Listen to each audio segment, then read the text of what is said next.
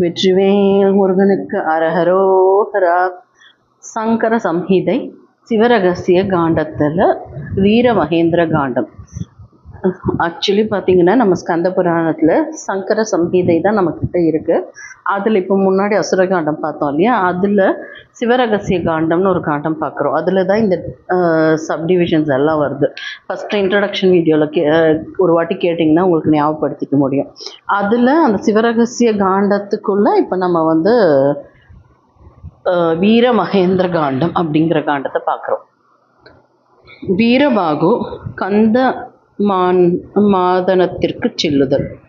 அசுரர்களின் விருத்தாந்தங்களை எல்லாம் பிரகஸ்பதி தேவரின் வாயிலாக கேட்டறிந்த முருகப்பெருமான் பிரம்மா விஷ்ணு முதலான சகல தேவர்களையும் நோக்கி, நீங்கள் இனிமேல் எதற்கும் கவலைப்பட வேண்டாம். அந்த சூரபத்மனை அவனுடைய உற்சார் உறவினர்களோடு அழைத்து உங்களுடைய பதவிகளையும் நானே மீட்டு தருகிறேன். அதற்காக அவனுடைய பலாபலன்கள் நல்லது கெட்டது இவற்றை நாம் சரிவர அறிந்து கொள்வதற்காக நம்மிடையே ரகசியங்களை நன்கு உணர்ந்தவனும் சாமர்த்தியசாலியும் ஆகிய ஒரு தூதுவனை அனுப்ப வேண்டும். அதற்கேற்ற தகுதி வாய்ந்த தூதனாக நாம் இங்கிருந்து யாரை அனுப்புவது என்று வினவினார். உடனே தேவர்கள் அனைவரும் ஒன்று சேர்ந்து அந்த காரியத்திற்கு வீரபாகுவையே அனுப்புவது என்று முடிவு செய்து அதற்கான சம்மதத்தையும் முருகப்பெருமானிடமிருந்து பெற்றுக்கொண்டார்கள். பிறகு அவர்கள் வீரபாகுவை நோக்கி, வீரம் செறிந்த வீரபாகுவே, நீ தேவர்களின் நன்மையை கருதி இப்பொழுதே இங்கிருந்து புறப்பட்டு சூரபத்மனின் நகரத்திற்கு சென்று அவனை பற்றி விவரங்கள் அனைத்தையும் மிக தெளிவாக விசாரித்து கொண்டு விரைவில் இங்கு திரும்பி வர வேண்டும் என்று கேட்டுக்கொண்டார். கந்த பெருமானும் அவனை நோக்கி, வீரபாகு, நீ சூரபத்மனிடம் சென்று, அடே சூரனே, நீ மரியாதையாக உன் பிடிவாதத்தை தளர்த்தி கொண்டு ஜெயந்தன் முதலான தேவர்களை சிறையிலிருந்து விடுதலை செய்து அவர்களை பாதுகாத்தபடியே உன் நகரத்திற்கு அழைத்து வா. இல்லை என்றால் நான் விரைவில் படைகளோடு இங்கு வந்து தம்பிகளோடும் மைந்தர்களோடும் கூடிய உன்னை கொன்று விடுவேன். இது முருகப்பெருமானின் ஆజ్ఞையாகும் என்று சொல். அதற்கு அவன் என்ன பதில் அளிக்கிறான், அவனுடைய எண்ணம் என்ன என்பதை நீ அறிந்து கொண்டு வந்து எங்களிடம் சொல்ல வேண்டும் என்றார்.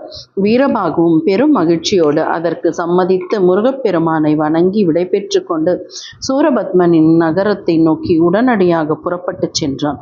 அவன் மலைகளில் மேன்மையான கந்தமாதனம் என்னும் மலையின் மேல் ஏறி நின்று கொண்டு பிரம்மாண்டத்தின் சுவர் வரையிலும் கோர வடிவத்தை எடுத்து பயங்கரமான தோற்றத்தில் மிக பெரிய உருவமாக வளர்ந்து பெருகி அங்கிருந்தபடியே சூரபத்மனுடைய அதி அற்புதம் வாய்ந்த நகரத்தை பார்வையிட்டான். அநேக அசுரர்களாலும் அநேக கோபுரங்களாலும் அலங்கரிக்கப்பட்ட அநேக மண்டபங்களினாலும் 8 உபநகரங்களை கொண்டும் விளங்கி வரும் அந்த நகரத்தையும் உலகத்தில் உள்ள கடல்கள், மலைகள், கண்கவர் தேசங்கள் ஆகியவற்றையும் பார்வையிட்டு வியந்த வீரபாகு அசுரகுல பெருமக்களோடு நிறைந்திருக்கும் இந்த பிரம்மாண்டமான பட்டினத்தை நான் என்னுடைய இந்த பெரிய பயங்கரமான வடிவத்தோடு என் உள்ளங்கைகளிலேயே அடக்கும்படியாக செய்து செக்கு எல்லை அரைப்பது போல் என் கையில் பிடித்து அழிக்கப் போகிறேன் என்று தனக்குள் நினைத்து கொண்டான். பிறகு அவன், அடே, அப்படி செய்யக்கூடாது. அதனால் இங்கு சிறைப்பட்டிருக்கும் சகல தேவர்களும் அசுரர்களோடு சேர்ந்து நாசம் அடைந்து விடுவார்களே என்று எண்ணினான். இம்மாதிரியான யோசனைகளில் மூழ்கியிருந்த வீரபாகு அங்கிருந்தவாறே பல அட்டகாசங்களையும் புரிந்தான். அவனுடைய அட்டகாச அமர்க்களங்களை தாங்க முடியாத அந்த கந்தமாதனம் என்கின்ற மலையானது அப்படியே கீழ்நோக்கி தாழ்ந்து பூமியில் அமிழ்ந்து போய்விட்டது. அச்சமயம் அந்த மலையின் குகையில் தங்கியிருந்த தாரகாசுரனின் அசுர சேனா வீரர்கள் அனைவரும் பூமியின் கீழ் புதையுண்டு இறந்து போய்விட்டார்கள். அதன் பிறகு வீரபாகு முருகப்பெருமானை மனதில் எண்ணி வணங்கியபடியே ஒரு வினாடி நேரத்திற்குள் அதிதுரிதமாக கடலை தாண்டி விட்டான். அவன் கடலை தாண்டுவதற்காக தன் கால்களை மேல் நோக்கி தூக்கிய உடனே பூமியில் அழிந்து கிடந்த அந்த மலை சட்டென்று பழையபடியே உயர்ந்தோங்கி கம்பீரமாக நின்றது. வீரபாகு வெகு அமர்க்கலமாக ஆகாய வெளியில் பறந்து செல்லும் பொழுது அந்த மலைகளும் காற்றில் பஞ்சு பொதிகள் பறப்பதைப் போல் அவனை பின்தொடர்ந்து பறந்து சென்றன. அச்சமயத்தில் சமுத்திரங்களில் பெருவாரியாக அலைகள் கிளர்ந்தெழுந்து கொந்தளித்து குமரின. அவன் துரிதமாக பறந்து செல்லும் பொழுது உண்டாகி காற்றில் வடவாக்னியும் அணைந்து இப்படியாகவே வீரபாகு செல்லும் வழியில் இடைப்பட்ட மேகம், சூரியன் ஆகிய அனைத்தும் அவனுடைய துரித கதியால் சுழன்று தடுமாறின. இப்படியாக வீரபாகு யாலிமுகன் என்கின்ற அசுரனுடைய இலங்கை பட்டினத்தை அடைந்த போது அந்த அசுரனுடைய வீர சேனாதிபதியாகிய வீரசிங்கன் என்பவன் ஆகாய மார்க்கமாக செல்லும் வீரபாகுவை பார்த்து விட்டான். உடனே அவன் 500 வாகினி சேனைகளோடு தன் நகரத்திற்கு வெளியே விரைந்து வந்து, அடே, நீ யார்? இப்படி வேகமாக எங்கே சென்று கொண்டிருக்கிறாய் என்று கேட்டான். அதற்கு வீரபாகு, நான் தான் வீரபாகு என்பவன். இப்பொழுது நான் சூரபத்மனின் இருப்பிடத்தை நோக்கி சென்று கொண்டிருக்கிறேன். என்னை உன்னால் என்ன செய்துவிட முடியும் என்று வீராபாக பேசி அந்த சேனா வீரனின் அருகில் நெருங்கி சென்றான். உடனே வீரபாகுவின் மீது அந்த அசுர வீரன் சரமாரியாக அம்புகளை பொழிந்தான். அவனுடைய சேனா வீரர்கள் அனைவரும் பெருத்த ஆரவாரம் செய்து கூக்குரலிட்டார்கள். அதை கண்டதும் வீரபாகு தன்னுடைய கத்தியை எடுத்து 100 வாகினி எண்ணிக்கை கொண்ட அந்த அசுர வீரர்களை வெட்டி வீழ்த்தினான். அதை பார்த்து பயந்த மற்ற அசுரர்கள் அனைவரும் அங்கிருந்து ஓடிச் சென்று விட்டார்கள். வீரசிங்கனோ தானே நேரில் வந்து வீரபாகுவின் உடலை நோக்கி சூலத்தையும் வஜ்ராயுதத்தையும் வீசி எறிந்தான். மிகுந்த பராக்கிரமம் வாய்ந்த வீரபாகுவோ அந்த 2 ஆயுதங்களையும் தன் கையிலிருந்து கத்தியினாலேயே உடைத்து போட்டான். மேலும் அந்த வீரசிங்கனுடைய தலையையும் 2 கரங்களையும் வெட்டி தள்ளினான். இப்படியாக ஆகாயத்தில் இருந்த வண்ணமே ஏராளமான அசுரர்களை கொன்று குவித்த வீரபாகு அதன் பிறகு இலங்கை பட்டினத்தின் மீது தொப்பென்று வேகமாக குதித்து நின்றான். அவன் அப்படி வேகமாக குதித்த அதிர்ச்சியில் அந்த பட்டினம் பூமியில் அமிழ்ந்து புதைந்து விட்டது. அதனால் பற்பல அசுரர்கள் மாண்டு மடிந்து விட்டார்கள். சிலருக்கு கை கால்கள் முறிந்தன. சிலரை திமிங்கலம் முதலான மீன் இனங்கள் இழுத்து கொண்டு சென்றன. அப்பொழுது யாலிமுகனின் குமாரனான அதிவீரன் வெகுண்டெழுந்தவனாக யுத்தம் புரிய வெளியே வந்தான். அவனுடைய சேனா வீரர்கள் அதிக கோபாவேசத்தோடு வீரபாகுவின் மீது பானச்சக்கரங்களை பொழியலானார்கள். வீரபாகுவோ அந்த பானங்களையெல்லாம் சின்னாபின்னப்படுத்தி அவர்களின் பலரையும் கொன்று குவித்தான். அதை கண்ட அதிவீரன் தன்னிடம் இருந்த சக்தியாயுதத்தை எடுத்து வீரபாகுவின் மீது வீசி எறிந்தான். வீரபாகுவும் அந்த ஆயுதத்தை தன் கத்தி முனையினாலேயே உடைத்து விட்டான். அதிவீரன் மீண்டும் ஒரு வலுவான கதையை எடுத்து வீரபாகுவின் உடலை நோக்கி வீசி எறிந்தான். அந்த கதாயுதம் வீரபாகுவின் மார்பில் பட்டு தெரித்து சுக்கு நூறாக உடைந்து சிதறியது. அதிவீரன் பின்னும் அஞ்சாமல் ஒரு சூலத்தை எடுத்து அவன் மீது வீசினான். அந்த சூலத்தையும் தன் கையால் பொடி பொடியாக்கி விட்டான் வீரபாகு. அதன் பிறகு அதிவீரன் தனக்கு பிரம்மதேவனால் கொடுக்கப்பட்ட ஒளி பொருந்திய கத்தியை எடுத்து இப்படியும் அப்படியுமாக சுழற்றியே வீரபாகுவிடம் போர் புரியலானான். இருவருக்கும் மும்முரமாக வாட்போர் நடந்தது. இறுதியில் வீரபாகு தன்னுடைய கூர்மையான கத்தியினால் அவனுடைய 2 கைகளையும் தலையையும் எளிதில் வெட்டி எறிந்தான். இப்படியாக இந்த இலங்கை பட்டினத்தில் உள்ள சகல அசுரர்களையும் கொன்று குவித்துவிட்டு பலவிதமான அட்டகாசங்களையும் புரிந்த வண்ணம் வீரபாகு ஆகாயத்திற்கு விரைந்து வந்தான். வீரமகேந்திர பட்டினத்தை சுற்றியுள்ள 1000 யோசனை விஸ்தீர்ணமுள்ள அகழை அதிதுரிதமாக வீரபாகு தாண்டி அப்பட்டினத்தின் வடக்கு பிரகார வாயிலை வந்தடைந்தான். அந்த வாயிலில் கோரகன் அதிகோரன் என்னும் 2 பயங்கரமான வாயிற்காவலர்களும் 1000 வாகினி எண்ணிக்கை கொண்ட யானைகளும் தேர்களும் 2000 வாகினி எண்ணிக்கை கொண்ட குதிரைகளும் தளங்களும் நிறுத்தப்பட்டிருந்தன. இந்த வழியாக பிரவேசித்தால் என்னுடைய காரியத்திற்கு இடையூறு ஏற்படுவது நிச்சயம் என்று கருதிய வீரபாகு அந்த வழியாக உட்செல்லாமல் கிழக்கு வாசலை நோக்கி வந்தான். அந்த வாசலில் பலத்த காவல் போட்டிருந்தது. அங்கே மிகுந்த பலசாலிகளான மகிஷாசுரன், வீரபானு என்னும் 2 காவலர்களும் வடக்கு வாசலில் இருப்பதைப் போலவே 4 வகை சேனைகளும் நிறுத்தப்பட்டிருந்ததை கண்டான். அங்கிருந்து தெற்கு வாயிலை நோக்கி சென்றான். அந்த வாயிலில் 1000 முகங்களோடும் 2000 கைகளோடும் 1000 துதிக்கைகளோடும் கூடிய கஜாமுகன் என்னும் பராக்கிரமம் மிகுந்த அசுரனும் அவனுடைய படை வீரர்களும் காவல் புரிந்து கொண்டிருப்பதை பார்த்தான். அதே சமயத்தில் வீரபாகுவை கண்டுவிட்டு, கஜாமுகன், நீ யார்? எந்த தேவனால் ஏவப்பட்டு இங்கு வந்திருக்கிறாய்? உன்னால் எப்படி இந்த பட்டினத்திற்குள் பிரவேசிக்க முடிந்தது என்று கோபாவேசத்துடன் முழங்கியபடியே ஒரு உயரமான மலையை பிடுங்கி எடுத்து அதை வீரபாகுவின் தோளை நோக்கி வீசி எறிந்தான். அந்த மலையை வீரபாகு தன் தோள்களிலேயே தாங்கி கொண்டு விட்டான். அவன் மேல்பட்ட மாத்திரத்தில் அந்த பிரம்மாண்டமான மலை பொடி பொடியாக சிதறி போய்விட்டது. அதை கண்ட கஜாமுகசுரன் விரைவில் 1000 மலைகளை தன் துதிக்கைகளால் கிள்ளி எடுத்து அவற்றை வீரபாகுவின் மீது ஏக காலத்தில் வீசி எறிந்தான். அந்த 1000 மலைகளும் வீரபாகுவின் மீது பட்ட மாத்திரத்தில் பொடி பொடியாக போய்விட்டன. உடனே கஜமுகன் தன் கையில் இருந்த கதையை சுழற்றி அவன் மீது ஆவேசமாக எறிந்தான். வீரபாகுவோ அந்த கதையையும் தன்னுடைய கத்தியினால் உடைத்தெறிந்து விட்டான். கஜமுகனோ சிறிதும் சளைக்காமல் தன்னுடைய 1000 துதிக்கைகளினாலும் 1000 ஆலமரங்களை பிடுங்கி அவைகளை வீரபாகுவின் மீது வேகமாக சுழற்றி எறிந்தான். அவற்றையும் தன் கத்தியினால் வீரபாகு வெட்டி வீழ்த்தி விட்டான். அதன் பிறகு கைகளில் முஷ்டி பிடித்து யுத்தம் புரிய வந்த கஜமுகனின் 1000 கைகளையும் 1000 துதிக்கைகளையும் வீரபாகு அடியோடு வெட்டி தள்ளினான். அந்நிலையிலும் தன்னை அடிப்பதற்கு வேகமாக ஓடி வந்த கஜமுகனை வீரபாகு காலால் பலமாக உதைத்து தள்ளினான். அதனால் பொத்தென்று கீழே விழுந்த அசுரன் தன் உயிரை விட்டான். அதன் பிறகு வீரபாகு சூட்சும உருவத்தை எடுத்து அதி உயரமான மேற்கு கோபுரத்தின் மீது நின்றான். அங்கிருந்தவாறே அந்த அழகான பட்டினத்தை கண்குளிர பார்த்து ரசித்தான். அது அதி அற்புத அழகு வாய்ந்ததும் அநேக விதமான வினோதங்களை கொண்டதும் ஏராளமான அசுரர்கள் கணக்கற்ற வீதிகளால் நிரம்பியிருந்தது.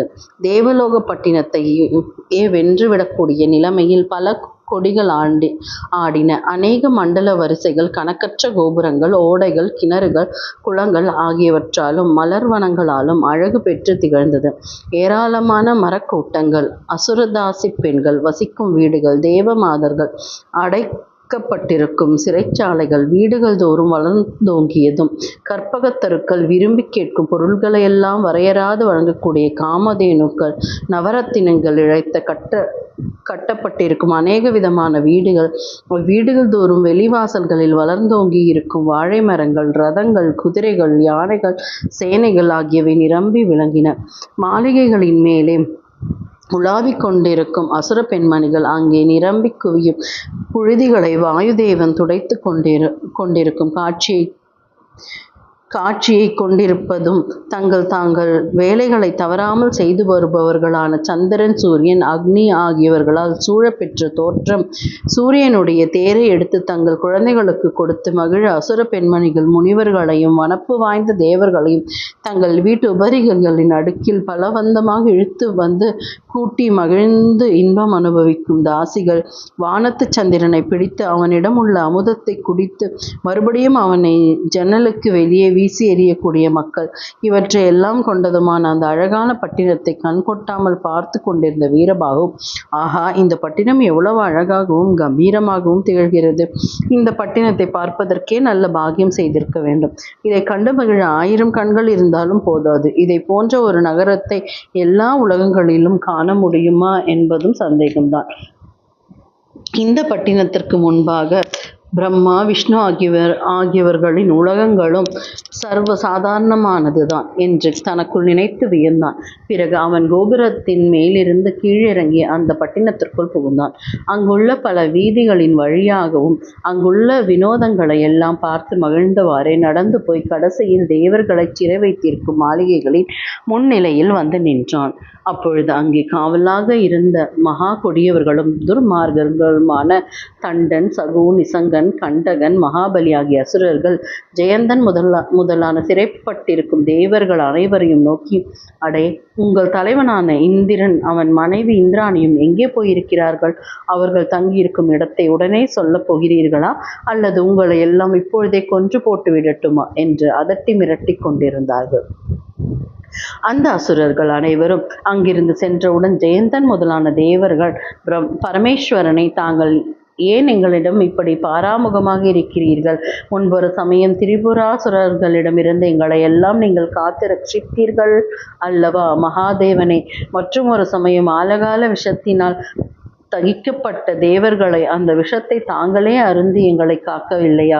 அப்படிப்பட்ட கருணை வள்ளலான தாங்கள் இப்பொழுது எங்கு சென்று விட்டீர்கள்? தவிர கஜமுகாசுரன், அந்தகாசுரன் ஆகிய அசுரர்களையும் கொன்று தேவர்களுக்கு அபயம் அளிக்கவில்லையா? மகாவிஷ்ணுவின் அவதாரங்களான மீன், கூர்மம், வராகம், நரசிம்மம், வாமனம் ஆகியவைகளின் மீனின் விழிகளையும், ஆமையின் வலுவான எலும்பையும், வராகத்தின் கோரை பல்லையும், நரசிம்மத்தின் தோலையும், வாமனரின் முதுகெலும்பையும் எடுத்து அவைகளை கொன்று தேவர்களான எங்களை காத்தீர்கள் அல்லவா? மேலும் பண்டாசுரன், ஜலந்தரன், பஞ்சமேஸ்வரன் ஆகிய அசுரர்களையும் கொன்று தங்களை காத்து ரட்சித்தீர்கள். அசுரர்களினால் தேவர்களுக்கு உண்டாகிய இப்படிப்பட்ட அச்சத்திலிருந்து தேவர்களை காப்பாற்றி தஞ்சம் அளித்தீர்கள். உலகங்கள் அனைத்தும் உறங்கிக் கொண்டிருக்கும் வேளையில் தாங்கள் மட்டும் சோம்பல் என்பதை சிறிதும் இல்லாமல் கண்விழித்திருந்து தீய மார்க்கத்தில் செல்லும் மனதை நல்வழியில் திருப்பி வருகிறீர்கள். அதை போலவே உலகங்கள் அனைத்தும் வாடி வருந்தி துக்க சாகரத்தில் மூழ்கி இருக்கும் பொழுது அந்த துயரத்தை போக்கி அருள்பவரும் தாங்கள்தான். பரமேஸ்வரரே, பிரபுவே, உலகம் அச்சத்தில் மூழ்கியிருக்கும் பொழுது அந்த அச்சத்தில் இருந்து உலகத்தை காத்து ரட்சிக்கிறீர்கள். சகல விதங்களிலும் உலகமானது தங்களால் தான் மிகுந்த ஸ்ரத்தையோடு பாதுகாக்கப்பட்டு வருகிறது. மகாதேவனே, தங்களுடைய ஆங்கைப்படியே நாங்கள் செய்துள்ள தீவினைகளின் பயனாக நாங்கள் அனைவரும் மிகவும் துயரத்தில் அமிழ்ந்திருக்கிறோம். இதற்கு தங்கள் மேல் குற்றம் சொல்லி என்ன பயன்?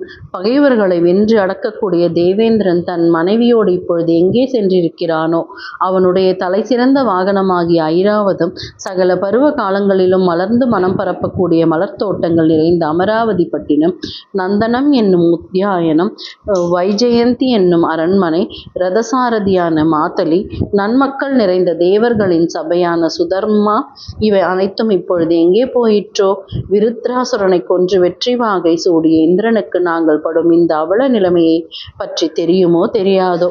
அல்லது ஒரு கால் அவனுக்கு தெரிந்திருந்தோம் எங்களை பற்றி சிறிதும் கவலைப்படாமல் பிரம்மா விஷ்ணு முதலான தேவர்களோடு பாபங்கள் அனைத்தையும் போக்கி அருளும் சிவலோகத்திற்கு சென்று அங்கே நந்தி தேவரின் அனுமதியோடு மகேஸ்வரனை தரிசித்து தன்னுடைய குறைகளை எல்லாம் தெரிவித்தானோ?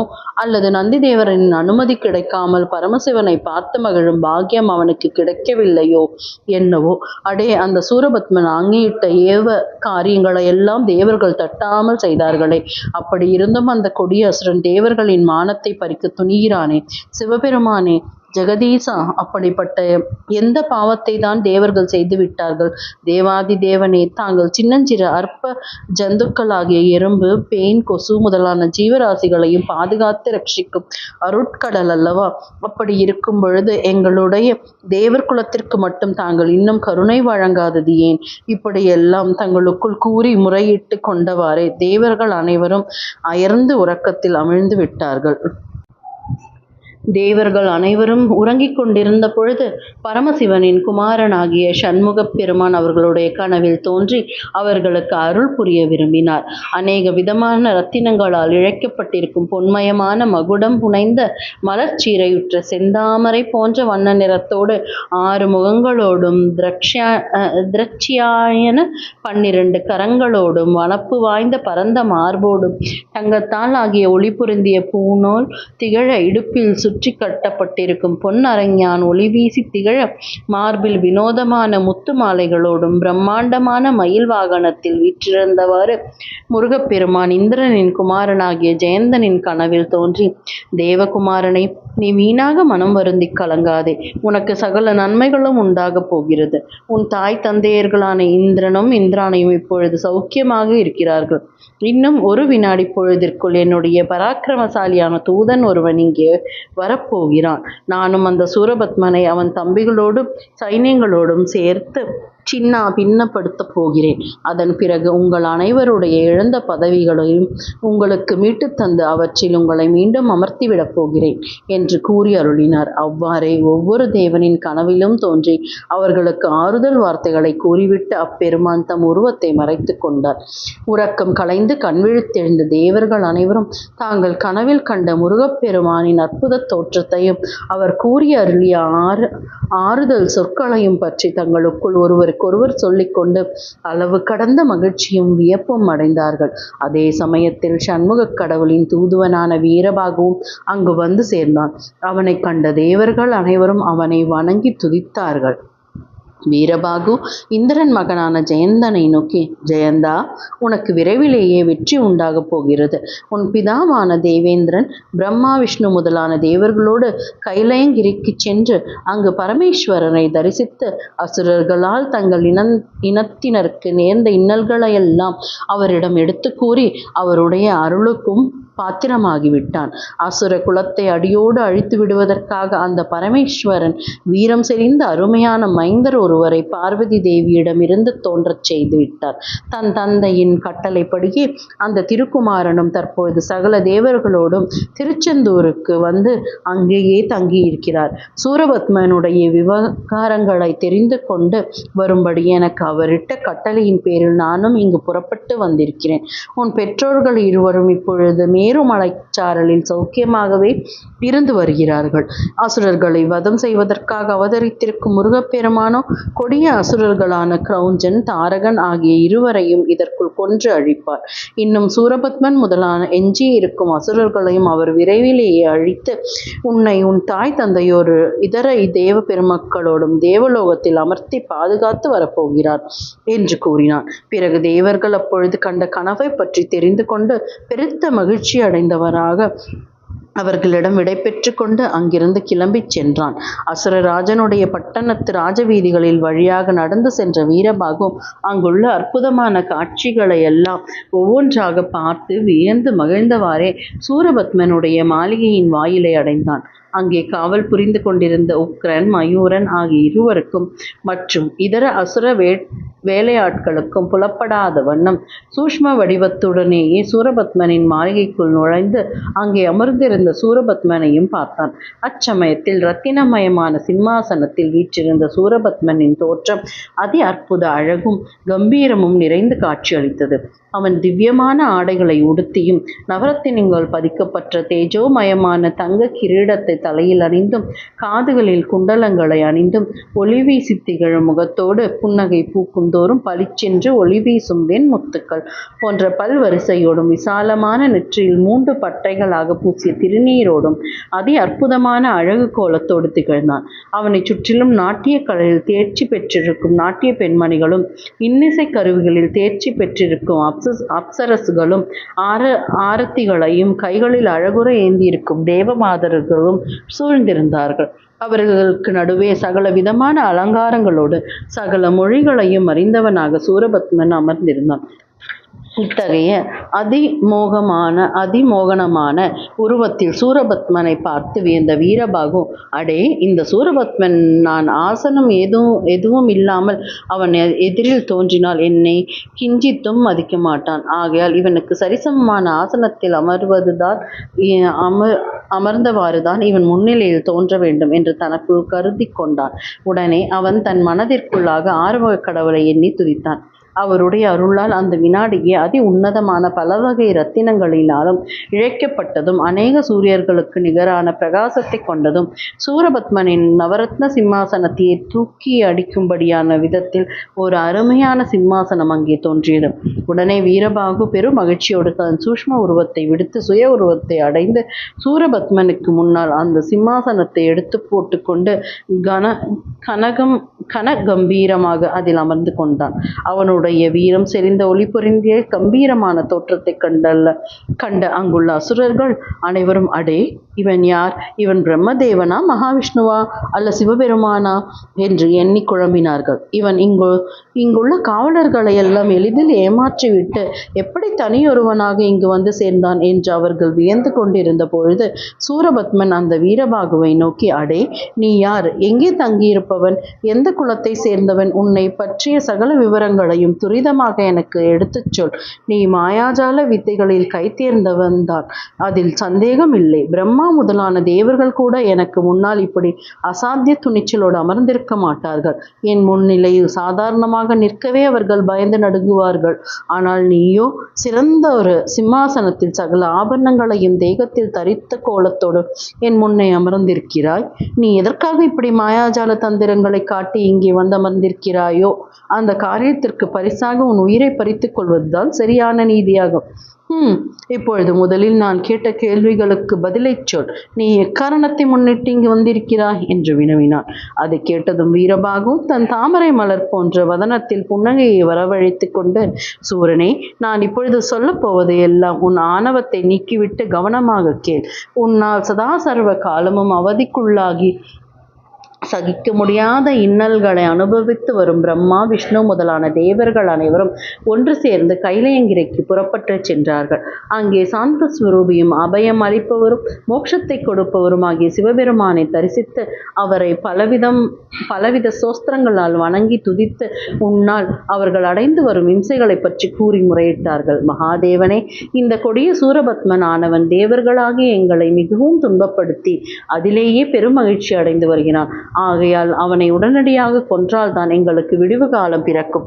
இக்காரியத்தை செய்வதற்காக பார்வதி தேவியாரிடமிருந்து எங்களுடைய தலைவராகிய முருகப்பெருமானை விரைவில் அவதரிக்கச் செய்ய வேண்டும் என்று அவர்கள் விண்ணப்பித்த போது அப்படியே செய்வதாக பிறை சூடிய பெம்மானும் அவர்களுக்கு வாக்கு கொடுத்து விட்டார். பிறகு அசுர குலத்தினரின் பரம வைரியான அந்த சுந்தரபுத்திரனை விரைவிலேயே அவதரிக்கவும் செய்தார். தன் புதல்வனை நோக்கி, அவர் மகனே, நீ தேவர்களின் தலைவனாக இருந்து கொண்டு அவர்களை அஞ்சி நடுநடுங்க வைக்கும் அசுர குலத்தினரை அடியோடு அழித்து அவர்களை பாதுகாத்து வருவாயாக. இது என்னுடைய கட்டளை ஆகும் என்று கூறினார். தந்தையின் கட்டளையை சிரமேற்கொண்ட தயனும் உடனடியாக அங்கிருந்து புறப்பட்டு தாம் செல்லும் வழியில் தீவினையை உருவான கிரௌஞ்சியையும் மகா கொடியவனாகிய உன் தம்பியையும் சந்தித்து அவர்களை கொன்றார். இப்பொழுது அப்பெருமான் திவ்ய தலமான திருச்செந்தூரில் தங்கி வசித்து வருகிறார். உனக்கு நல்ல புத்தி கூறி உன் மனதை நல்வழியில் திருப்புவதற்காகவே அவர் இப்பொழுது என்னை இங்கே அனுப்பி வைத்திருக்கிறார். நீ புத்திசாலித்தனமாக ஜெயந்தன் முதலான தேவர்களை சிறையிலிருந்து விடுதலை செய்துவிட்டு உன் நகரத்தில் தங்கியிருந்து வசித்து வா. இல்லை என்றால் நானே அங்கு வந்து உன்னை கொன்று போட்டு விடுவேன் என்று வீரபாகு கூறிவிட்டு மேலும் கூறலானான். சூரனே, நான் சொல்லியபடி ஜெயந்தன் முதலான தேவர்களை விடுதலை செய்துவிடு. நீயும் உன் அகங்காரத்தை எல்லாம் ஒழித்துவிட்டு எந்தவித தவறான காரியத்திலும் ஈடுபடாமல் ஒழுங்காக வாழ்க்கையை நடத்தி வா என்று வீரபாகு கம்பீரமாகவும் சஷ்டமாகவும் முழங்கினான். அவ்வார்த்தைகளை கேட்டதும் சூரபத்மன் கோபத்தால் கொதித்தெழுந்து, என்னுடைய பராக்கிரமத்தையும் வீரதீரங்களையும் அந்த முருகன் உணர்ந்து கொள்ளவில்லை போலும். ஆம், அவன் சின்னஞ்சிறு குழந்தைதானே, அவனுக்கு என்னை பற்றி எப்படி தெரிந்து கொள்ள முடியும்? என் அருமை தம்பியான தாரகனை அவன் கொன்ற விவரத்தை கேட்ட மாத்திரத்திலேயே நான் அவனை அழிப்பதற்காக வெளிப்பட்டேன். ஆனால் ஒரு குழந்தையை கொள்வதற்கு மனமில்லாமல் நான் பின்தங்கிவிட்டேன். ஆனால் அவன் பாலனாக இருந்தாலும் திமிர் பிடித்தவன். நாளைய தினமே அவனை போரிட்டு வெல்வதற்கான சேனைகளை அனுப்பப் போகிறேன். ஜெயந்தன் முதலான தேவர்களையும் சிறையிலிருந்து நான் விடுதலை செய்ய போவதில்லை. அவர்களை எல்லாம் இங்கேயே அழைத்து வர செய்து கட்டி வைத்து எனக்கு அடிமைகளாக ஆக்கிக் கொள்ளப் போகிறேன் என்று திமிராக கூறினான். உடனே வீரபாகு அவனை நோக்கி, கெட்ட மதிப்படைத்த அசுரனை, நீ முருகப்பெருமானின் அருமைகளை அறிந்து கொள்ளாமல் தான் இப்படி திமிராக பேசுகிறாய். அவர் சின்னஞ்சிறு பாலகன் என்றும் உன் பராக்கிரமத்தை அவர் அறிந்து கொள்ளவில்லை என்றும் நீ இப்படி பலவாறாகவும் பேசுகிறாய். அந்த சண்முக பெருமானோ தேவர்களின் கடவுளான மகாதேவனுடைய அழியாத மூர்த்தியே ஆவார். அண்டங்கள் அனைத்தும் அந்த முருகப்பெருமானுடைய தேகத்தில் இருந்து உற்பத்தியாகி அவரிடத்திலேயே லயத்தை அடைகின்றன. நான் அவருடைய தூதனாக வந்திருப்பதால் உன்னை எல்லளவும் அவமதித்து பேசுவது முறையாகாது. அதனால் தான் உன்னை இப்பொழுது சும்மா விடுகிறேன் என்றான். அதை கேட்டதும் முன்னினும் பன்மடங்கு அதிக கோபமடைந்த சூரபத்மன் அந்த வீரபாகுவோடு யுத்தம் புரிவதற்காக 1000 தலைகளையும் 2000 கைகளையும் கொண்டிருக்கும் மகா கொடூரமான ஆயிரக்கணக்கான அசுர வீரர்களை அவன் மீது ஏவினான். அவ்வீரர்கள் அனைவரும் வீரபாகுவை சூழ்ந்து கொண்டு யுத்தம் புரியலானார்கள். வீரபாகுவோ அசுர வீரர்கள் அனைவரையும் தன் வலுவான கையாலேயே தூக்கி எடுத்து படீர் என்று பூமியின் மீது போட்டு அடித்து உயிரற்றவர்களாக ஆக்கினான்.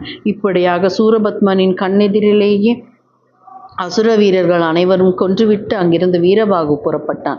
அவன் எழுந்திருந்த மாத்திரத்திலேயே அவனை தாங்கியிருந்த அந்த ரத்தின சிம்மாசனமும் மறைந்து போய்விட்டது. சூரபத்மனோ மீண்டும் வீரபாகுவை எதிர்த்து போரிடுவதற்காக சதமுகன் என்னும் அசுரனை படைகளுடன் அனுப்பினான். வீரபாகுவோ 20,000 கலசங்களினால் அமைக்கப்பட்டிருந்த கோபுரம் ஒன்றை பிடுங்கி அசுர சைனியங்களின் மீதில் வீசி எறிந்து அந்த கோபுரம் விழுந்ததுதான் தாமதம். அசுர படைகள் அனைத்தும் ஒரு நொடியில் சின்னாபின்னமாகி அழிந்து போய்விட்டன. அதை கண்டு அளவற்ற கோபம் அடைந்த சதமுகன் வீரபாகுவை நோக்கி பானங்களை பொழியலானான். அப்பானங்கள் அனைத்தும் வீரபாகுவின் மீது பட்ட மாத்திரத்திலேயே பொடி பொடியாக நொறுங்கி போய்விட்டன. வீரபாகு ஆத்திர வெறியுடன் மற்றொரு கோபுரத்தை பிடுங்கி எடுத்து அதை சதமுகனை நோக்கி வீசி எறிந்தான். அஸ்திர கலையில் மிகுந்த தேர்ச்சி பெற்றவனாகிய சதமுகன் தன் மேல் வந்து விழுந்த கோபுரத்தை பானங்களினாலேயே 100கணக்கான தூள்களாக ஆக்கினான். மேலும் அவன் வீரபாகுவை நோக்கி, தோமரம், பட்டாக்கத்தி, வேல் முதலான ஆயுதங்களை பல வகையான பானங்களையும் பிரயோகித்தான். வீரபாகுவோ அவ்வாயுதங்களை எல்லாம் முறித்து போட்டு அவனுடைய வில்லையும் இரண்டாக ஒடித்தான். அதை கண்ட சதமுகன் தன்னுடைய 200 கைகளாலும் வீரபாகுவை கட்டுவதற்கு விரைந்து வந்தான். ஆனால் வீரபாகு தன்னுடைய தோளினாலேயே அவனை இடித்து அப்பால் தள்ளிவிட்டான். அப்படி தள்ளிய வேகத்தில் நிலத்தில் பொத்தென்று விழுந்த சதமுகனை வீரபாகு தன் ஒரு காலினால் அவனுடைய மார்பை மிதித்து கொண்டு மற்றொரு காலினால் அவனுடைய 100 தலைகளையும் பிடித்து இடறித் தள்ளினான். இப்படியாக சதமுகனை கொன்றுவிட்டு மறுபடியும் ஒரு வினோதமான உருவத்தை எடுத்துக்கொண்டு தன்னுடைய 2 காலினால் வீரபாகு பூமியை உதைத்து நின்றான். அப்படி உதைத்த மாத்திரத்தில் அவன் நின்று கொண்டிருந்த பூமி மிகவும் தாழ்ந்து போய் தொய்வடைந்து அந்த தொய்விலிருந்து பெருத்த தண்ணீர் வெள்ளம் தோன்றியது. அச்சமயம் அங்கிருந்து வீரர்களை முதலைகள் இழுத்து கொண்டு போயின. சில அசுரர்கள் பிரவாகத்தின் மத்தியில் அகப்பட்டு கொண்டு உயிரிழந்தார்கள்.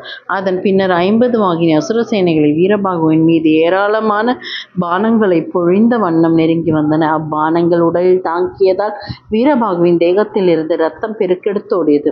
வீரபாகு அளவு கடந்த கோபத்தோடு தன் கால்களாலும் கைகளாலும் அசுரர்கள் அனைவரையும் அடித்து மிதித்து ஒரு வினாடிக்குள் அவர்களை கொன்று போட்டான்.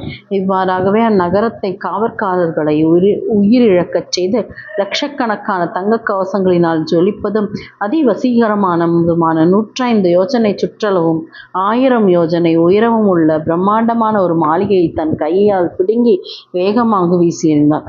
அக்கோபுரம் விற்றென்று சென்று சூரபத்மனுடைய ஆஸ்தான மண்டபத்தின் மீது வந்து விழுந்தது. அதனால் ஆஸ்தான மண்டபம் இடிந்து தவிடு பொடியாகிவிட்டது. வீரபாகுவோ மீண்டும் மீண்டும் அநேக மாளிகைகள், அட்டாள மண்டபங்கள், மெத்தைகள், கம்பங்கள், பாறாக்கற்கள் ஆகியவற்றை ஆங்காங்குள்ள மரங்களையும் பிடுங்கி எடுத்து தன் மனம் போன போக்கில் சகல திசைகளிலும் வீசி எறிந்தான். சில அசுரர்கள் அவிழ்ந்து புரளும் கூந்தல்கள், உடுப்புகள் ஆகியவற்றை தலைதெறிக்கும் வேகத்தில் ஓட்டம் பிடித்தார்கள். தன்னுடைய ஆஸ்தான மண்டபம் இடிந்து போய் நகரம் முழுவதும் குழம்பி கிடப்பதை கண்ட சூரபத்மன் 500 முகங்களையும் 1000 கைகளையும் கொண்ட அநேக அசுர வீரர்களை நோக்கி, வீரர்களை, நீங்கள் இப்பொழுதே விரைந்து சென்று அந்த தேவதூதனை கட்டி இழுத்து கொண்டு வாருங்கள் என்று உத்தரவிட்டான். உடனே அவர்கள் அனைவரும் கூர்மையான ஆயுதங்களை ஏந்தியவர்களாக வீரபாகுவை நோக்கி அணிவகுத்து சென்று அவனை சூழ்ந்து கொண்டு ஆயுதங்களினால் அவனை தாக்கினார்கள். அதை கண்டதும் வீரபாகு கோபாவேசத்தோடு உயர்வான தேக்கு மரம் ஒன்றை பிடுங்கி அதன் மூலமாக அவர்களுடைய ஆயுதங்கள் அனைத்தையும் சுக்குநூறாக உடைத்தெறினான். அதோடு இல்லாமல் அவ்வீரர்களையும் அந்த மரத்தினாலேயே அடித்து உயிரிழக்கச் செய்துவிட்டான். அச்செய்தியை கேள்விப்பட்ட சூரபத்மனுக்கு வீரபாகுவின் மீது முன்பை விட அதிக கோபம் உண்டாயிற்று. அதனால் அவனுடைய மகனான வஜ்ரபாகு என்பவன் தன் தந்தையின் கட்டளைப்படி சகலவிதமான ஆபரணங்களையும் அழகுற அணிந்து கொண்டு வனப்பான திருமணியை கொண்டவனாக 10,000 குதிரைகள் பூட்டிய ரதத்தில் ஏறி புறப்பட்டு சென்றான். சூரபத்மனின் மைந்தனாகிய வஜ்ரபாகுவின் ரதத்தை சுற்றிலும் மந்திரி, சேனாதிபதி ஆகியவர்களின் குமாரர்களும் 500 வாகினி யானைகள், ரதங்கள், காற்றை போன்ற துரித கதியில் செல்லக்கூடிய 1000 வாகினி குதிரைகள், 2000 வாகினி சேனைகள் ஆகியவையும் புடைசூழ்ந்து திரண்டு சென்றன. அப்பொழுது படகவாத்தியத்தின் இன்னிசை முழக்கமானது சமுத்திரங்களின் பேரொளியையும் மிஞ்சிவிடக்கூடிய தன்மையில் ஒலித்தன. குடை, சாமரம் ஆகியவற்றை பிடித்து கொண்டும் கொடிகளை பிடித்து கொண்டும் பலவிதமான சைன்யங்களும் அவனோடு புறப்பட்டன. அவன் எந்த நேரம் பார்த்து அப்படி புறப்பட்டானோ அந்த நேரத்தில் அவனுடைய பட்டினத்தின் மீது எங்கிருந்தோ வந்து கொல்லிக்கட்டை ஒன்று எதிர்பாராமல் விழுந்தது. இலைகள் உதிர்ந்து பட்டு போன மரங்களின் மீது காகங்கள் அமர்ந்து கத்தின. எங்கு பார்த்தாலும் நரிகளின் ஊளைச்சத்தம் அவலமாக ஒலித்தது. வீட்டுக்கு விளக்கான பெண்கள், விதவை பெண்கள், சிவப்பு மாலை, சிவப்பு துணி ஆகியவை அணிந்த பெண்கள், தலையில் எண்ணெய் தேய்த்து கொண்டவர்கள், வெட்டுப்பட்ட மூக்கு, கை, கால் ஆகியவற்றை உடையவர்கள் முதலானவர்கள் அவனுக்கு எதிர்பட்டு வந்தார்கள். தன்னை எதிர்நோக்கி வரக்கூடிய அபாயங்களை உணர்த்தும் விதமாக ஏற்பட்ட அபசகுணங்களை பார்த்தும் அதையெல்லாம் அலட்சியம் செய்தவனாக வஜ்ரபாகு விரைவில் வீரபாகுவின் சமீபத்தை அடைந்தான்.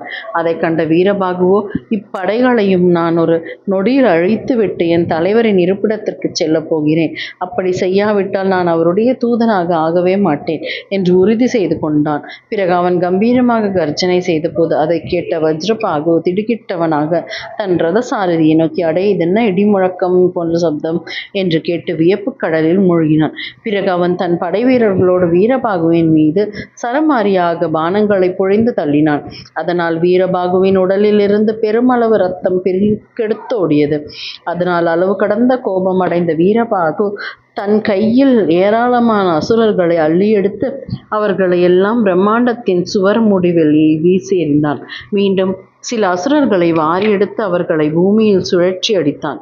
மற்றுமுள்ள அசுரர்களில் சிலரை கால்களினாலேயும் பிடித்து கரகரவென்று சுழற்சி சகல திக்குகளையும் நோக்கி வீசி எறிந்தான். இன்னும் சிலரை அவர்களின் கன்னங்களில் பளீரென்று அறைந்து கொன்றான். சில அசுரர்களை அவர்களின் தலைமயிரை பிடித்து சுழற்சி சமுத்திர நீரிலும் லோகாலோக பர்வதத்தின் 4 திக்குகளிலும் தீவுகளிலும் அனைத்திலும் வீசி எறிந்தான். சிலரை தன் கால்களால் பலமாக உதைத்தும் சிலரை முஷ்டி யுத்தத்தினாலும் மற்றும் ஏராளமான அசுரர்களை அவர்களுடைய கால்களையும் பிடித்திழுத்து வானவெளியில் வேடிக்கையாக வீசி எறிந்தும் சிலரின் தலைகளை தன் கைகளால் பற்றி ஓங்கி அடித்தும் கொன்றான்.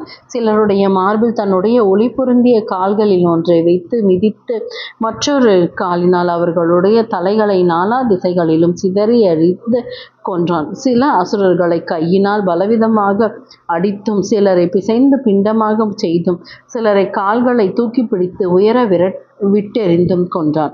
இப்படியாக அசுரர்களை கொன்றொழித்த பிறகு சேனாதிபதிகளின் பிள்ளைகளான மகா அசுரர்களை ஓர் ஆலமரத்தினால் செம்மையாக அடித்து உயிரிழக்கச் செய்தான். வஜ்ரபாகுவோ மிகுந்த பரபரப்பு அடைந்தவனாக தன் கையில் வில்லை எடுத்து வீரபாகுவின் மீது 1000 பானங்களை தொடுத்து விட்டான். அப்பானங்களை எல்லாம் வீரபாகு பொடி பொடியாக செய்ததும் வஜ்ரபாகு மீண்டும் வீரபாகுவோ தன்னுடைய முசலத்தினால் அவை அனைத்தும் சிதறடித்து தூள் தூளாகின. வஜ்ரபாகு சிறிதும் மனம் தளராதவனாக அநேக ஆயிரக்கணக்கான பானங்களை தொடுத்து விட்டான். தன் கையினாலேயே அப்பானங்கள் அனைத்தையும் வீரபாகு சிதறடித்து பயனற்றதாகச் செய்தான். உடனே வஜ்ரபாகு அளவு கடந்த கோபம் அடைந்தவனாக வீரபாகுவின் தலை, மார்பு, கை, கால், நெற்றி, கழுத்து முதலான மர்மஸ்தானங்களை அனைத்திலும் ஆயிரக்கணக்கான பானங்களை பிரயோகித்தான். அப்பானங்கள் உடலெங்கும் தைத்து கொண்டதால் வீரபாகு ஒரு வினாடி நேரம் செயலற்றவனாக களைத்து போனான். ஆனால் அடுத்த வினாடியே தன்னை சமாளித்து கொண்டு அசுரனின் அழகான ரதத்தை தன் காலால் பலமாக உதைத்து தூள் தூளாக்கினான். வஜ்ரபாகுவோ வேறொரு பெரிய தேரை எடுத்து வந்து 1000 பானங்களை பிரயோகித்து வீரபாகுவின் நெற்றியை பதம் பார்க்க முயன்றான். அப்பானங்களை எல்லாம் வீரபாகு தன் கையினாலேயே நுனிமழுகச் செய்து அசுரகுமாரனுடைய தேரையும் அவனையும் சேர்த்து தூக்கி எடுத்து 1,00,000 யோசனை தூரம் வீசி எறிந்தான். அந்த தேர் பூமியில் விழுந்து பொடி பொடியாக சிதறியது. அதோடு சேர்ந்து விழுந்த வஜ்ரபாகு உயிர் தப்பி எழுந்தவனாய் தன் கையில் வில்லை எடுத்து அதில் நாணேற்ற முயன்ற பொழுது வீரபாகு சட்டென்று அந்த வில்லை 2 துண்டுகளாகச் செய்து விட்டான். வஜ்ரபாகு தன் கையில் கத்தியை எடுத்துக்கொண்டு வீரபாகுவை தாக்க முற்பட்ட பொழுது அந்த கத்தியை பிடித்து கொண்டிருந்த வஜ்ரபாகுவின் கையையே வீரபாகு வெட்டி தள்ளிவிட்டான். அதை கண்ட வஜ்ரபாகு ஒரு பெரிய கதையை சுழற்றி அவன் மீது வீசி அடித்தான். ஆனால் வீரபாகுவோ தன் கையில் இருந்த கத்தியினால் வஜ்ரபாகுவின் தலைகளை வெட்டி தள்ளினான். அப்படியாக தன்னை எதிர்த்து வந்த அசுரர்களை எல்லாம் கொன்று குவித்துவிட்டு முருகப்பெருமானிடம் செல்ல விரும்பினான் வீரபாகு. அப்பொழுது சூரியனும் விரைவிலேயே அஸ்தமித்து விட்டான். முருகனை சூரபத்மன் பழித்து பேசிய காரணத்தால் தான் அப்படி ஒரு தண்டனை அவனுக்கு கிடைத்திருக்கிறது என்று எண்ணி மகிழ்ந்த வண்ணமே அந்நகரின் வீதிகளிலும் அற்புதங்களை மீண்டும் ஒரு தடவை பார்த்து ரசித்த வண்ணம் வீரபாகு அங்கிருந்து புறப்பட்டு சென்று லங்காபுரியை அடைந்தான். அவனுடைய வரவை அறிந்து கொண்ட யாழிமுகாசுரன் தன் புதல்வனை அவன் கொன்றுவிட்டதை எண்ணி அளவு கடந்த கோபம் கொண்டான். அவன் வீரபாகுவை நோக்கி, அடே, நீ என் மகனை கொன்றாய் அல்லவா? அதற்கு பதிலாக நானே உன்னை இப்பொழுது கொன்றுவிடப் போகிறேன் என்று சீற்றத்துடன் மொழிந்தான். அதை கேட்டு வீரபாகு அவனை நோக்கி, புன்முறுவலோடு, அசுரனே, உனக்கோ 1000 முகங்கள், 2000 கைகள் இருக்கின்றன. ஆனால் எனக்கோ ஒரே தலைதான் இருக்கிறது. அதனால் உன் வீரத்தை எல்லாம் இப்பொழுது யுத்தத்தில் என்னிடம் காட்டிவிடு என்றான். அதை கேட்டதும் சீறி எழுந்த யாழிமுகாசுரன் வீரபாகுவின் மீது சக்தி வாய்ந்த பானங்களை பிரயோகித்தான். அப்பானங்களையெல்லாம் தன் கத்தியினாலே வீரபாகு உடைத்தெறிந்து விட்டான். உடனே யாழிமுகன் அவனுடைய இறுகிய மார்பின் மீது படீரென்று ஓங்கி அடித்தான். அந்த வினாடியிலேயே வீரபாகு தன் கத்தியால் அவனுடைய கைகளை வெட்டி தள்ளிவிட்டான். உடனே யாழிமுகன் தன்னுடைய மற்ற கைகளினால் பிரம்மாண்டமான மலைகளை பிடுங்கி எடுத்து வீரபாகுவின் உடலை குறிப்பார்த்து வீசி எறிந்தான். அம்மலைகளை எல்லாம் வீரபாகுவின் உடல் மீது பட்ட மாத்திரத்திலேயே தூள் தூளாகி சிதறின. அவனுடைய ஆயிரக்கணக்கான கைகளையும் துதிக்கைகளையும் வீரபாகு கத்தியால் வெட்டி வீழ்த்தினான். மற்றும் அங்குள்ள அசுர கூட்டத்தினரையும் மலைகளையும் பிடுங்கி எடுத்துக்கொண்டு கொன்று குவித்துவிட்டு அங்கிருந்து கந்தமாதன மலையை சமுத்திரத்தையும் தாண்டி சென்று ஸ்ரீ முருகப்பெருமானின் வாசஸ்தலமாகிய திருச்செந்தூரை வீரபாகு வந்தடைந்தான். அங்கு வந்தவுடன் அவன் தன்னுடைய உருவத்தை ஒரு நாட்டியக்காரனைப் போல உருமாற்றி கொண்டான். விஷ்ணு, பிரம்மா முதலான தேவர்கள் அனைவரும் தேவேந்திரனோடு அங்கு வந்து வீரபாகுவுக்கு அஞ்சலி செலுத்தி வணங்கி நின்றார்கள். 108 கணங்களும் அவ்வாறே அவனை துதித்து நின்றனர். வீரபாகுவோ தான் போய் வந்த விவரங்களை பற்றியெல்லாம் அவரிடம் தெளிவாக எடுத்து கூறி அவர்களோடு சண்முகப் பெருமானின் மாளிகையினுள் நுழைந்தான். அங்கு விற்றிருந்த சுப்பிரமணியரை பக்தி பெருக்கோடு வணங்கி நமஸ்கரித்து அவரிடம் தான் சூரபத்மனிடம் தூது போய் வந்த விவரங்களை எல்லாம் மிகுந்த வினயத்தோடு தெரிவித்தான். ஆறுமுகம் பெருமானே, தாங்கள் கூறிய விதமே நான் அந்த அசுரனிடம் சென்று உரைத்தேன். ஆனால் அவனோ தங்களுடைய சிறந்த வார்த்தைகளை கேட்காமல் தங்கள் உத்தரவையும் மீறி பேசினான். மேலும் அவன் என்னை கொன்று விடுவதற்காக சில அசுர வீரர்களை என்னை நோக்கி ஏவினான். தங்களுடைய கருணா கடாட்சத்தினால் நான் அவர்கள் அனைவரையும் நாசமாக்கிவிட்டு மீண்டும் தங்கள் இருப்பிடத்திற்கே இப்பொழுது திரும்பி வந்திருக்கிறேன் என்றான். அதை கேட்டதும் முருகப்பெருமான் அன்பு கனிய வீரபாகுவை நோக்கி, வீரபாகு, நீ என் பொருட்டு அதிக இன்னல்களுக்கு ஆளாகி அழுத்து கலைத்து விட்டாய் என்று இம்மாதிரியான பலவாறான ஆறுதல் வார்த்தைகளை அவனிடம் கூறி தேற்றினார். பிறகு அவர் பிரம்மா, விஷ்ணு, இந்திரன் முதலான தேவர்களை நோக்கி, தேவர்களே, அந்த சூரபத்மன் என்னுடைய வார்த்தைகளை கேட்காமல் என்னை அலட்சியப்படுத்தி விட்டான். ஆகையால் அந்த கொடிய சூரனை அவனுடைய பந்துமித்திரர்களோடு நாளைக்கு கொன்று அழித்து விடுகிறேன். அதை நீங்களும் பார்க்கத்தான் போகிறீர்கள் என்று சூளுரைத்தார். அவருடைய உறுதிமொழியை கேட்டதுமே விஷ்ணு முதலான தேவர்கள் அனைவரும் அளவு கடந்த மகிழ்ச்சி பெருக்கில்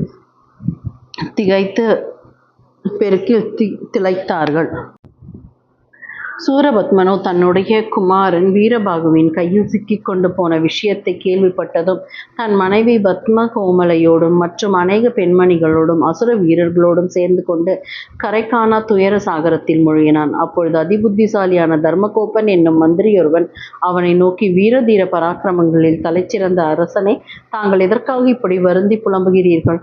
தாங்களோ செல்வம், செல்வாக்கு, புத்தி சாதுரியம், தைரியம், சௌரியம், பராக்கிரமம் ஆகியவை அனைத்தும் பரிபூர்ணமாக நிரம்பியவர். சகல தந்திர கலைகளிலும் கற்றுத் தேர்ந்த நிபுணர். அப்படிப்பட்ட சிறந்த அறிவாளியாகிய தாங்களே இப்படி துயரத்தின் வசப்பட்டு நிலை குலைந்திருப்பதை பிரம்மா முதலான தேவர்கள் காண நேர்ந்தால் அவர்கள் அனைவரும் உங்களை கேலி செய்து நகைக்க மாட்டார்களா? உங்கள் மகனின் ஆயுட்காலம் அவ்வளவுதான். அதனால் தான் மகாவீரனான அவன் கேவலம் ஒரு தூதனால் கொலை செய்யப்பட்டு விட்டான். இனியும் சென்ற போன நிகழ்ச்சியை பற்றியே நினைத்து உங்கள் மனதை அலட்டிக் கொள்ளாதீர்கள் என்று தேறுதல் மொழிகளைச் சொன்னான்.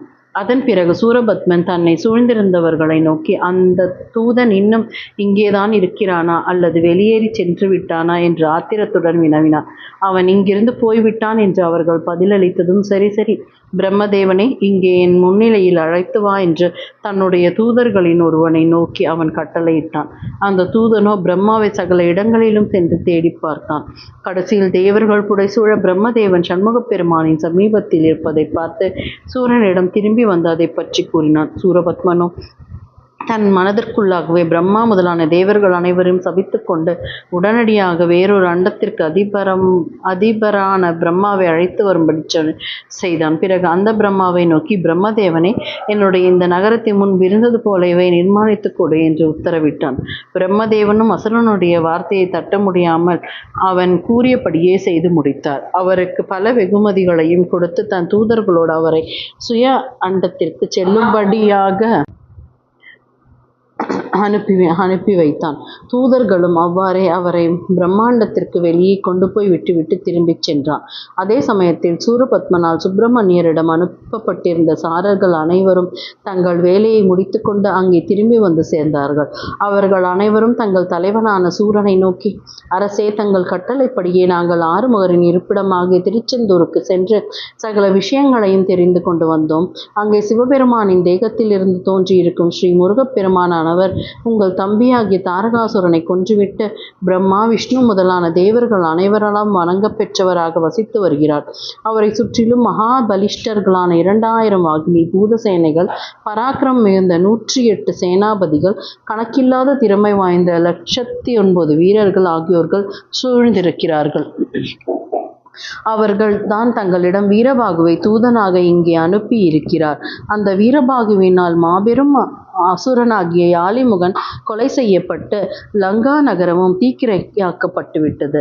அவன் மூலமாக தங்களை பற்றிய விவரங்களை எல்லாம் கேட்டு தெரிந்து கொண்ட முருகப்பெருமான் தங்கள் மீது தற்பொழுது அளவு கடந்த கோபம் கொண்டிருக்கிறார். அவர் தங்களோடு நாளைய தினமே யுத்தம் செய்ய போவதாக பிரம்மா முதலான தேவர்களிடம் கூறினார்.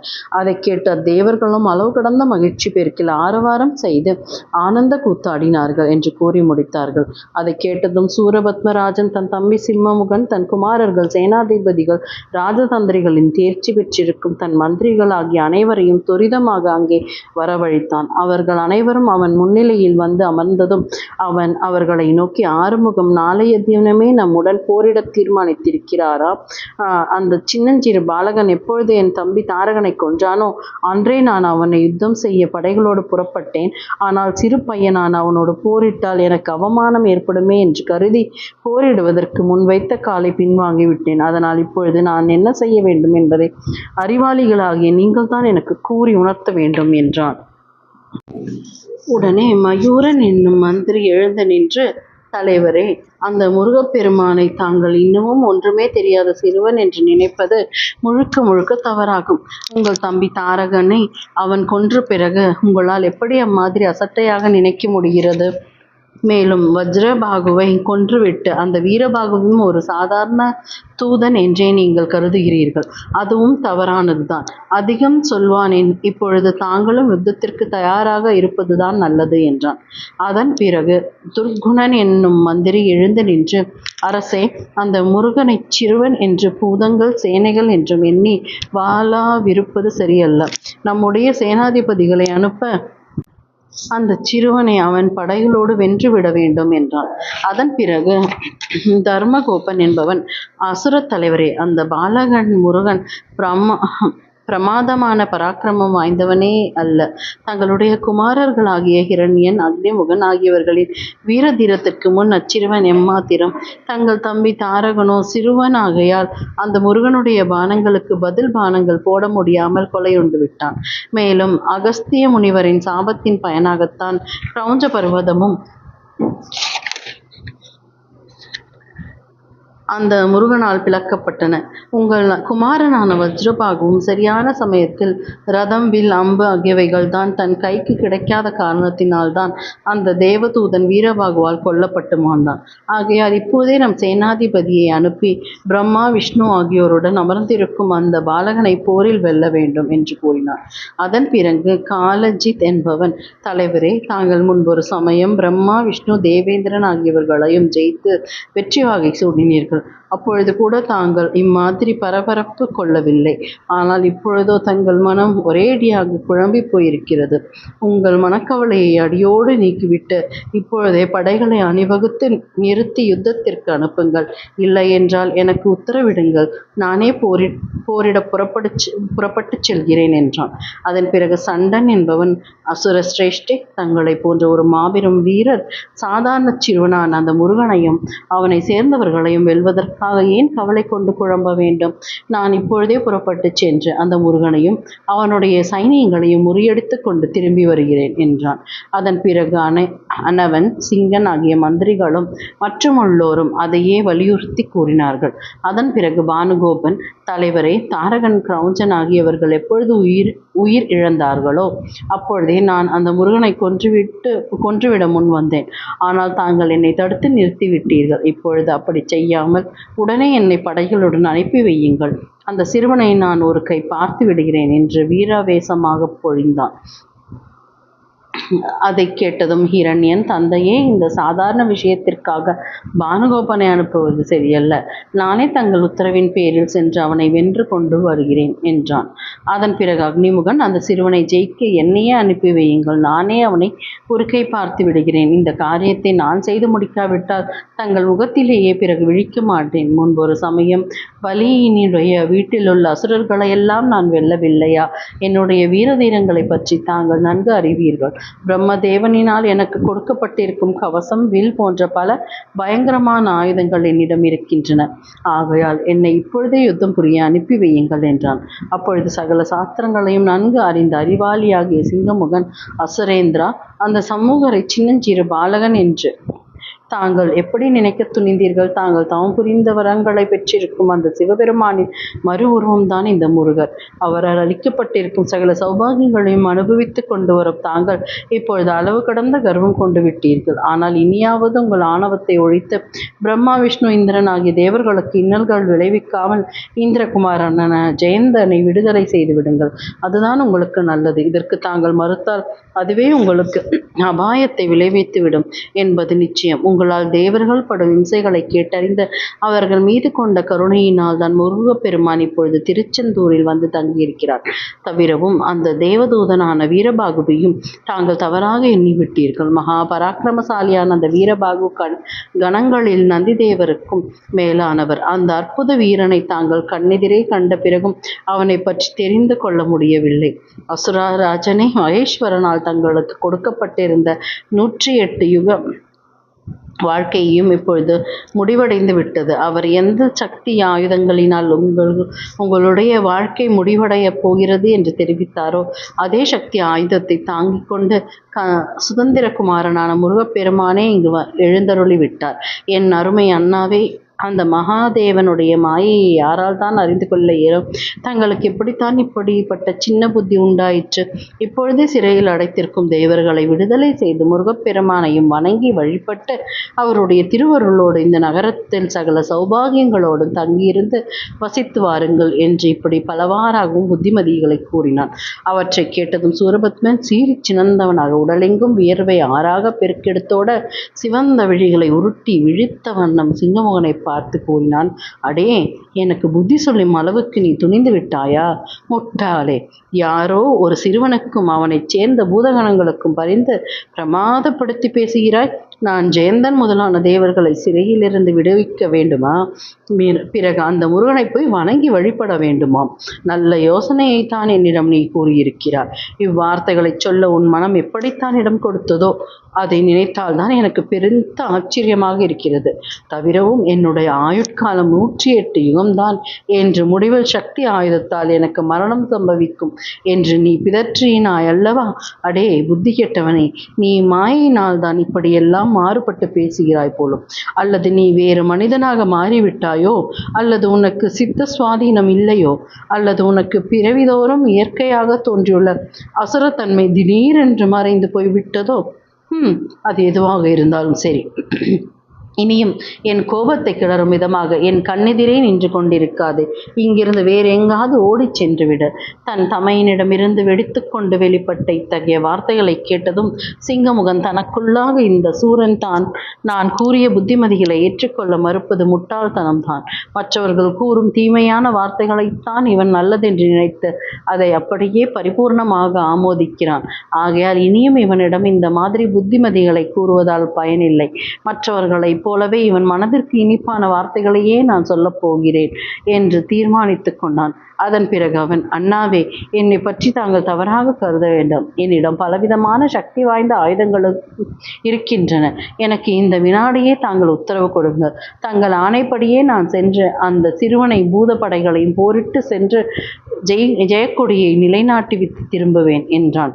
தன் தம்மியிடமிருந்து வந்த இதமான வார்த்தைகளை கேட்டதும் சூரபத்மன் அளவு கடந்த ஆனந்தம் கொண்டு, என் அருமை தம்பியே, என் மனதை துருவி பார்த்து தெரிந்து கொள்வதற்காகவே நீ இம்மாதிரி வார்த்தைகளை கூறி என்னை பரீட்சித்து விட்டாய். உண்மையில் உன் மனம் எனக்கு தெரியாதா என்ன? ஆனால் ஒரு சிறுவனை கருதி நீ போரிட புறப்பட்டு செல்வது அவ்வளவு சரி என்று எனக்கு தோன்றவில்லை. ஒரு கால் அவசியம் நேரிட்டால் நான் உனக்கு சொல்லி அனுப்புகிறேன். அதனால் நீ இப்பொழுது உன் மாளிகைக்கு சென்று தங்குகிறேன் என்று கூறி அவனுக்கு விடை கொடுத்து அனுப்பினான். அதன் பிறகு சூரபத்மனும் சகல அசுர வீரர்களும் புடைசூழ தன் அந்த புறத்திற்கு சென்று தங்கியிருந்தான். அன்று இரவு பொழுதும் செவ்வனே கழிந்தது. திருச்செந்தூரில் நவரத்தினமயமான சிங்காசனத்தில் மேல் வீற்றிருக்கும் திருமுருகன் தம் தூதனான வீரபாகுவை நோக்கி, வீரனே, போரின் நிமித்தம் விரைவில் ரதத்தை எடுத்து கொண்டு வா என்று கட்டளையிட்டார். கந்தன் கட்டளையை வீரபாகு வாயுதேவனிடம் தெரிவிக்க வாயுதேவனும் ஒரு நொடி பொழுதில் ரதத்தை ஓட்டி வந்து முருகப்பெருமானின் முன்னிலையில் கொண்டு வந்து நிறுத்தினான். ரதத்தில் ஏறி அமர்ந்து கொண்ட முருகர் தம்மை புடைசூழ்ந்திருந்த விஷ்ணு, பிரம்மா முதலான தேவர்களையும் அவரவர்களுடைய வாகனங்களில் ஏறி அமர்ந்து கொள்ளும்படியாக பணித்தார். அவ்வாறே பிரம்மதேவன் தன் வாகனமாகிய அன்னத்தின் மீது, மகாவிஷ்ணு கருடனின் மீதும், தேவேந்திரன் விமானத்தின் மீதும் ஏறி அமர்ந்து கொண்டார்கள். அவர்களை சுற்றிலும் திரண்டிருந்த 2000 வாகினி பூதசேனைகளும் போர்க்களத்தை நோக்கி விரைந்து புறப்பட்டன. அச்சமயத்தில் தேவதுந்துபிகள், ஜால்லரி, காகலம், மட்டு, டிண்டிமம், படகம், விபஞ்சி, பரிவாதினி, வல்லகி, ருத்ரம், சங்கம், கொம்பு, சின்னம் ஆகிய வாத்தியங்கள் அனைத்தும் பேரொடிகளாக எழுப்பி இன்னிசை முழக்கமிட்டன.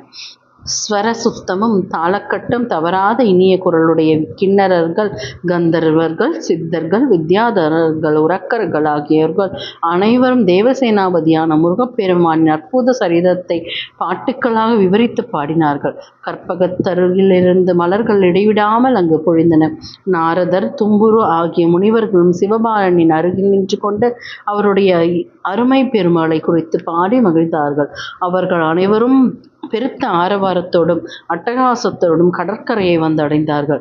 அப்பொழுது தேவர், குதிரை, சைன்யம் ஆகியவற்றின் கால்களால் கிளப்பப்பட்ட புழுதிப்படலம் சகல இடங்களிலும் பரவச் சென்று கடல் நீரில் விழுந்து அதை சேராக குழம்பச் செய்துவிட்டது. அந்த சேற்று நீரில் சைன்யங்கள் தொடர்ந்து நடந்து சென்றதால் அது காய்ந்து அதிலிருந்து மறுபடியும் புழுதி கிளம்பி எழும்பியது. இவ்வாறு முருகப்பெருமானின் அவருடைய படைகளும் சமுத்திரத்தை தாண்டி சென்று வீரமகேந்திர பட்டினத்தின் வடக்கு திசை புறத்தை அடைந்தார்கள். அப்பொழுது பிரம்மா, விஷ்ணு ஆகிய 2 தேவர்களும் முருகப்பெருமானை வணங்கி நமஸ்கரித்து, பிரபுவே, தாங்கள் இந்த சூரபத்மனுடைய பட்டினத்திற்குள் புகுவது சரியல்ல. மகா பாபியான சூரபத்மனுடைய இந்த நகரத்திற்குள் தங்களை போன்ற புண்ணிய சீலர் அடியெடுத்து வைப்பதே தகாதது. ஆகையால் இந்த இடத்தில் இருந்தவாறே அந்த சூரபத்மன் இங்கு வரும்பொழுது அவனோடு போரிட்டுக் கொள்வீராக என்று கூறினார்கள். அதற்கு சம்மதித்த முருகரும் தேவதச்சனாகிய விஸ்வகர்மாவை கொண்டு தமக்கென்று ஒரு பட்டினத்தை ஒரு வினாடி பொழுதிற்குள் நிர்மாணித்து தரும்படி கேட்டார். அவ்வாறே விஸ்வகர்மாவான மயனும் சிறந்ததான ஒரு நகரத்தை விரைவில் அமைத்து கொடுத்தான். பல வகையான மண்டபங்களை கொண்டும் அநேக கோபுரங்களோடு விளங்கியும் பலவித வினோதங்கள் நிரம்பியும் வரிசை வரிசையாக வீடுகள் நிரம்பியுள்ள அநேக வீதிகளை கொண்டும் காட்சியளித்த அந்த பட்டினத்தின் நடுவில் ஆறுமுகப் பெருமான் அழகான மாளிகை கம்பீரமாக அமர்ந்திருந்தார். அந்த பட்டினம் முழுவதும் தங்கத்தினாலேயே அமைக்கப்பட்டிருந்ததால் அதற்கு ஹேமகூடம் என்று பெயரும் ஏற்பட்டது. அத்தகைய அதி அற்புதமான பட்டினத்துள் புகுந்த முருகர் தம் மாளிகை வாசலை அடைந்ததும் ரதத்தில் இருந்து இறங்கி அதனுள்ளே சென்றார். தம்முடைய சேனாதிபதிகள் அனைவருக்கும் அவர் தனித்தனி விடுதிகளை ஏற்படுத்தி கொடுத்தார். சேனாதிபதிகளாகிய சுப்ரன், மேகமாலி, ஸ்வேதசீர்ஷகரன், கபாலி, சந்திராங்கனன், ஜுவாலதாலு, வஜ்ரன், பீமன், உக்ரன், உக்ரேபின், பிம்பலன், நந்திதேசன், பிரபஞ்சன், பிரம்மச்சேனன், பத்மமகன், கராலன், தண்டகன், பத்ரிகன், பரிகநேமி இவ்வாறு பலருடைய 108 பேர்களும் தனித்தனியான விடுதிகளை கொடுக்கப்பட்டன. அதன் பிறகு பிரம்மா, விஷ்ணு முதலான சகல தேவர்களாலும் 109 வீரர்களாலும் சிரேஷ்டர்களான 6 முனிவர்களாலும் திவ்யமான சோஸ்திரங்கள் துதிக்கப்பட்டன. அந்த மந்திர முழக்கங்களுக்கிடையே முருகப்பெருமான் தன் மாளிகையிலுள்ள புகுந்த அங்குள்ள திவ்ய சிம்மாசனத்தில் அமர்ந்து கொண்டார். அப்பொழுது தேவரிஷி ஆகிய நாரத முனிவர் சூரபத்மனிடம் வந்து, சூரனே, உன்னுடைய குருவான சுக்ராச்சாரியாரை என்னுடைய உயிருக்குயிரான சிநேகிதர் ஆவார். இப்பொழுது உன்னுடன் போரிடுவதற்காக சண்முகர் இங்கு வந்திருக்கிறார். நீ அச்சம் கொள்ளாமல் அவரோடு யுத்தம் செய். உனக்கு வெற்றி கிடைப்பதற்காக நான் கடும் தவத்தை மேற்கொள்ளப் போகிறேன் என்று கூறிவிட்டு அங்கிருந்து திரும்பிச் சென்றார். அதை கேட்டதும் சூரபத்மன் அளவு கடந்த கோபம் அடைந்தவனாக கோரன், அகோரன் என்னும் 2 அசுரர்களை நோக்கி, நீங்கள் இருவருமாக சென்று சமுத்திரராஜனை விரைவில் என் முன்னிலையில் அழைத்து வாருங்கள் என்று கட்டளையிட்டான். அவ்வாறு சமுத்திரராஜன் அவர் முன்னிலையில் அழைத்து வரப்பட்டதும் சூரபத்மன் அவனை நோக்கி, இந்த சின்னஞ்சீறு பாலகனான முருகனை அவனுடைய பூதகணங்களோடு சேர்த்து நீ ஏன் இங்கு நுழையும்படியாக அனுமதித்தாய் என்று கேட்டான். அதற்கு சமுத்திரராஜன், அந்த பாலகனை என்னால் அடக்கி ஆள முடியும். ஆனால் அவனுடைய பூதகணங்களின் காலடி புழுதிகளால் நான் தூர்த்து போய் வறண்டு விட்டேன் என்று பதிலளித்தான். அதை கேட்டதும் முருகனின் மீது பன்மடங்கு அதிக ஆத்திரமடைந்த சூரபத்மன், அப்பொழுது அங்கு வந்த தூதர்கள் அசுரவேந்தே, அந்த முருகன் சமுத்திரத்தையும் தாண்டி கொண்டு பூத படைகளோடு இங்கே வந்துவிட்டார். தங்களுடைய நகரத்தின் வடக்கு பாகத்தில் அதி அற்புதமான ஒரு பட்டினத்தையும் நிர்மாணித்து கொண்டு அதில் பிரம்மா, விஷ்ணு, இந்திரன் முதலானவர்கள் புடைசூழ அந்த சண்முகர் தங்களோடு யுத்தம் புரிய ஆயத்தமாக இருக்கிறார். இந்த காட்சிகளையெல்லாம் நாங்கள் நேரிலேயே சென்று பார்த்துவிட்டுத்தான் தங்களிடம் இப்பொழுது வந்து தெரிவிக்கிறோம் என்றார்கள். சூரபத்மனோ கோபாக்னியால் கொதித்தெழுந்தவனாக தன் குமாரன் பானுகோபனை அழைத்து வரும்படியாக தூதர்களை ஏவினான். அவன் முன்னிலையில் பல வாலிபர்கள் புடைசூழ பானுகோபன் விரைந்து வந்ததும் அவனிடம் எல்லா விவரங்களையும் சூரபத்மன் தெரிவித்தான். உடனே பானுகோபன் தன் தந்தையின் கால்களில் விழுந்து வணங்கி, தந்தையே, எனக்கு விடை கொடுத்து அனுப்புங்கள். நான் இப்பொழுதே விரைந்து சென்ற அந்த முருகனையும் அவனை சேர்ந்த சகல பூத படைகளையும் ஒரு நொடி பொழுதிற்குள் வென்று முருகனை கட்டி இழுத்து கொண்டு தங்கள் முன்னிலையில் கொண்டு வந்து நிறுத்துகிறேன் என்று மொழிந்தான். சூரபத்மனும் தன்னுடைய அருமை குமாரனான பானுகோபனுக்கு விடை கொடுத்து அனுப்பினான். இதோட வீரமாகேந்திர காண்டம் அப்படிங்கிறது முடிஞ்சுது. இதுக்கப்புறம் யுத்த காண்டம் ஆரம்பம். ஸோ வெற்றிவேல் முருகனுக்கு அரஹரோஹரா.